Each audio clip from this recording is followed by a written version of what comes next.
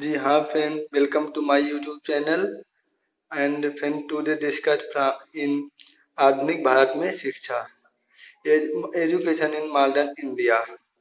तो फ्रेंड हम आपको बताएंगे आधुनिक भारत में शिक्षा एक कैसे शिक्षा का स्वरूप भारत में आया, ये हिस्ट्री इतिहास क्या है, हिस्ट्री क्या है इस शिक्षा का। तो फ्रेंड हम बताएंगे सबसे पहले कि भारत अंग्रेजों का गुलाम रहा, उसी में ये शिक्षा व्यवस्था का आरंभ होता है। इसके लिए फ्रेंड कुछ आयोग और कुछ कमीशन है जो आपको मैं बताऊंगा कौन कौन कमीशन थे। जैसे फ्रेंड 1813 का चार्टर एक्ट आता है, ठीक है फ्रेंड, जिसमें उसके बाद अभी हम आपको इसको डिटेल में डिस्कस करेंगे। एक बार आपको हम आउटलाइन ब्रीफिंग बताते हैं फ्रेंड। 1813 का चार्टर एक्ट आता है, फिर विलियम बेंटिंक के शासनकाल में प्राच्य शिक्षा एवं पश्चात शिक्षा पर विचार एवं विमर्श तदनुसार मैकाले मिनट 1835 में, फिर आता है फ्रेंड उस डिस्पैच 1854 में, फिर वायसराय राज रिपन के शासनकाल में हंटर कमीशन 1882-83 में, फिर वायसराय राज रिपन के शासनकाल में विश्वविद्यालय कानून 1904-5 में, फिर फेडरल शिक्षा आयोग 1917 में, फिर हरतोग शिक्षा समिति 1929 में, फिर गांधी का वर्धा शिक्षा प्रस्ताव 1937 में, राधा कृष्णन शिक्षा 1948 में, कोठारी शिक्षा आयोग 1964, राष्ट्रीय शिक्षा नीति 1986 और अंत में नई शिक्षा नीति 2020। तो फ्रेंड हम आपको बताएंगे पहले ये 1813 का चार्टर एक्ट क्या था, जिसके माध्यम से कहा गया था कि शिक्षा के स्वरूप में या शिक्षा के क्षेत्र में 1 लाख रुपए खर्च किए जाएंगे, लेकिन शिक्षा का स्वरूप कैसे होगा इसको डिस्कशन नहीं किया गया था। जिसके लिए फ्रेंड आपका आता है विलियम बेंटिक जो कि उस समय गवर्नर थे, उन्होंने अपने शासनकाल में इस शिक्षा स्वरूप के लिए विचार विमर्श किया, जिसमें दो शिक्षा स्वरूप डिस्कस हुए निकल आया, एक प्राच्य शिक्षा एवं एक पाश्चात्य शिक्षा। ये पाश्चात्य शिक्षा और पाश्चात्य शिक्षा क्या थी, फिर हम इसको आपको वीडियो के अंत में बताएंगे। उसके बाद मैकाले मिनट आता है फ्रेंड। मैकाले मिनट क्या था, इसी को हम फिल्ट्रेशन थियरी भी कहते हैं। तो मैकाले ने विलियम बेंटिक के शासन के समक्ष यह प्रस्ताव रखा कि हम भारत में कुछ ऐसी शिक्षा व्यवस्था चाहते हैं जैसे कि कोई भी भारतीय देखने में कोई भी भारतीय देखने में हिंदुस्तानी हो, लेकिन उसकी कार्यशैली एक ब्रिटिश के समान हो। यह विचारधारा विलियम बेंटिक को बहुत ही पसंद आई और उन्होंने इस विचारधारा के अकॉर्डिंग उन्होंने शिक्षा का स्वरूप तय कर दिया। उसके बाद फ्रेंड आता है आपका बुद्ध डिस्पैच 1854 फ्रेंड, जिसके तहत पहली बार महिलाओं को भी मतलब शिक्षा के क्षेत्र में हिलने दिया गया, मतलब अधिकार दिया गया कि महिलाएं भी शिक्षा ग्रहण कर सकती हैं। इसी स्वरूप को हम उस डिस्पैच को ही भारत का मैग्ना कार्टा कहते हैं फ्रेंड। ये फ्रेंड मैग्ना कार्टा क्या था ये हम आपको वीडियो के अंत में बताएंगे।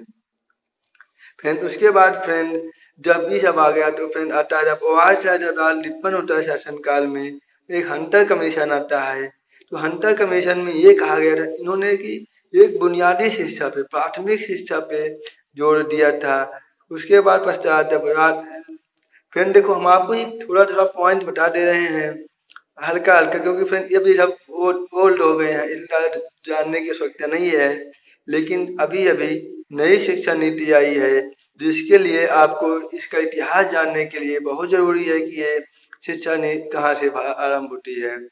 जब ये वायसराय लॉर्ड कर्जन के शासनकाल में जब विश्वविद्यालय कानून आता है 1904-5 में, ये क्या था विश्वविद्यालय कानून, जो कि कलकत्ता विश्वविद्यालय के लिए बहुत महत्वपूर्ण था, क्योंकि उस समय जो कलकत्ता विश्वविद्यालय था वह एक आंदोलनकारी के एक प्रमुख क्षेत्र में उभर रहा था। उसी को मात देने के लिए ये विश्वविद्यालय कानून लाया गया था, जिसके बाद कहा गया था कि इस विश्वविद्यालय कानून में यह भी प्रावधान किया गया इसकी 10 वर्ष बाद समीक्षा की जाएगी, जिसके लिए फेडरल शिक्षा आयोग 1917 में आता है।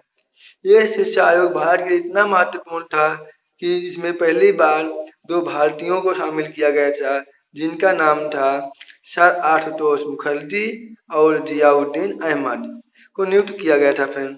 फिर फ्रेंड हाल्टो शिक्षा समिति 1929 में आती है, जिन्होंने एक बार पुनः जो हाल्टो शिक्षा समिति 1929 में आती है फ्रेंड, इन्होंने एक बार पुनः बुनियादी शिक्षा पर जोर दिया था।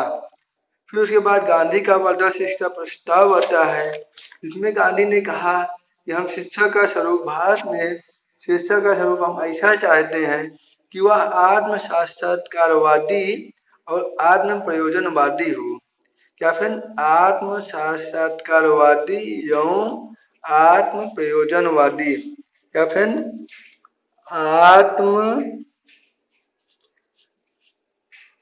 आत्म साक्षात्कार और आत्म प्रयोजनवादी। तो फिर आत्म साक्षात्कार और आत्म प्रयोजनवादी क्या था, आपको हम वीडियो के अंत में बताएंगे। आप बस वीडियो हमारा ध्यान से देखते रहिए, वीडियो के अंत तक बने रहिए। हाँ फ्रेंड, जब गांधी ने वर्धा शिक्षा प्रस्ताव दिया था कि हम भारत में शिक्षा का स्वरूप कुछ ऐसा चाहते हैं कि व्यक्ति आत्म साक्षात्कारवादी और आत्म प्रयोजनवादी हो। दूसरे शब्दों में हम कहें तो गांधी ने चरखा खादी एवं स्वदेशी का विचार विमर्श किया था। तो भारत में तो उसके बाद भारत देश 1947 में आजाद हो जाता है। तो उसके बाद हम भारत में अपनी शिक्षा व्यवस्था के लिए राधा कृष्णन शिक्षा आयोग 1948 में बनाते हैं और कोठारी शिक्षा आयोग 1964 में बनाते हैं, जिनकी सिफारिशों के बाद हम राष्ट्रीय शिक्षा नीति 1986 बनाते हैं, जो फ्रेंड अभी तक कार्यरत थी। उसके बाद महज 34 साल बाद के कस्तूरी राजन की अध्यक्षता में हम अपनी नई शिक्षा नीति 2020 लेके आते हैं, जिसके प्रावधान आप लोग अपना पढ़ लीजिएगा, क्योंकि अभी नया आया है तो आपको मेथड मिल जाएंगे। बहुत सारे लोग बताएंगे फ्रेंड, लेकिन जो मैंने बताया है इसका इतिहास कोई नहीं बताएगा जहाँ तक है फ्रेंड। इसलिए मैंने सोचा कि आपको ये इसका इतिहास बता दें, कैसे कहाँ से आया, एक ब्रीफिंग कर दें फ्रेंड। इसीलिए मैंने फ्रेंड आप सबको ये वीडियो बनाया हूँ। एक छोटा सा वीडियो है, आप लोग इसको लाइक सब्सक्राइब शेयर करना ना भूलेंगे। और हाँ फ्रेंड, बेल आइकन के बटन को भी दबाएं, ऐसे ही हमारे नेक्स्ट वीडियो पाने के लिए फ्रेंड। हाँ फ्रेंड, अभी आपको मैंने बताया था एक मैग्ना कार्टा शब्द था, एक आत्म साक्षात्कारवादी और एक आत्म प्रयोजनवादी और एक पाश्च शिक्षा और एक पश्चात शिक्षा। तो फ्रेंड हम आपको बताते हैं पहले मैग्ना कार्टा क्या होता है। तो फ्रेंड मैग्ना कार्टा वह होता है, मैग्ना कार्टा हम उसको कहते हैं जिस क्षेत्र में कभी भी कोई कभी कार्य ना किया गया हो, उसमें पहली बार कोई कार्य किया जाए और उसको बहुत अच्छा बेनिफिट मिले या बहुत अच्छा कार्य किया जाए किसी भी क्षेत्र में कभी, और उस क्षेत्र में कभी कोई कार्य किया न गया और पहली बार उस क्षेत्र में कार्य किया जाए और उससे हमें जो प्रॉफिट है, लाभ जो है बहुत अधिक मिले, तो उसको हम मैग्ना कार्टा कहते हैं। और फिर आत्म साक्षात्कारवादी और आत्म प्रयोजनवादी शब्द फ्रेंड, जैसे कि मतलब हम आप ऐसी शिक्षा दें कि आप उसके कारण आप स्वयं रोजगार करने के लिए स्वरोजगार परक शिक्षा, इसको दोनों का हम आप करें स्वरोजगार। ये मतलब आप स्वयं आप अपने आप में एक स्वयं इतने कौशल स्किल डेवलपमेंट हो जाए, आपको कहीं रोजगार की आवश्यकता और ना पड़े। और फिर पास्ट शिक्षा एवं पश्चात शिक्षा, पास्ट शिक्षा मतलब वो पुरातनवादी शिक्षा, और पुरातन जो चलता आ रहा है हमारे देश में, जो चलता आ रहा है उसको पास्ट बोलते हैं। और मतलब जो पुरानी शिक्षा व्यवस्था हमारे देश में थी, उसकी जो हमारी शिक्षा व्यवस्था थी उसको पास्ट शिक्षा बोलते हैं। और पाश्चात शिक्षा या पाश्चात शब्द उसको अंग्रेजी कोई विदेशों से कोई बाहर से अपने क्षेत्र से बाहर से आया, हम उसको अडॉप्ट करने उसको पाश्चात्य कहते हैं। और ये पाश्चात्य शिक्षा क्या मतलब कि दूसरों की शिक्षा व्यवस्था को अपने यहाँ लागू करें, उसको पाश्चात्य शिक्षा कहते हैं। बस फ्रेंड, आज के वीडियो में इतना ही। आगे आपको और अधिक वीडियो पाने के लिए हमारे चैनल को सब्सक्राइब करें, बेल आइकन के बटन को दबाएं और अपने इस छोटे भाई के लिए शेयर लाइक करना ना भूलें फ्रेंड। धन्यवाद फ्रेंड।